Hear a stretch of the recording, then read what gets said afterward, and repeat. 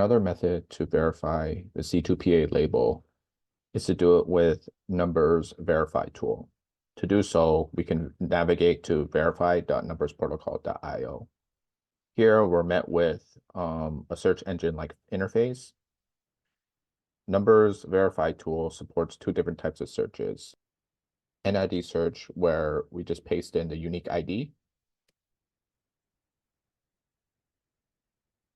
as well as reverse image search.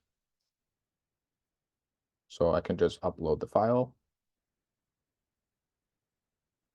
and the result can be found.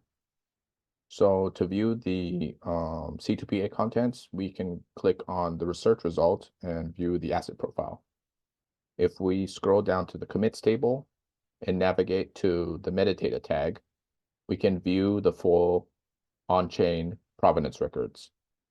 If we take a look at the on-chain records, we can see a detailed overview of the registered asset. Some fields to highlight include asset CID.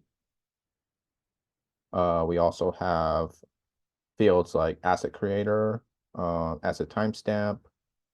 We have generated by, install model stable diffusion, and we also have digital source type set to trained algorithmic media, as well as the license.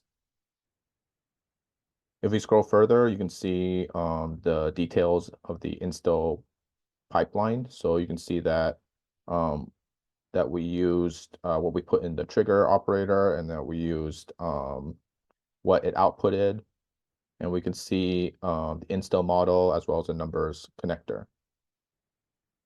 And lastly, you can see the it's generated through install.tech, and the mining preference is set to AI generative trading with authorship.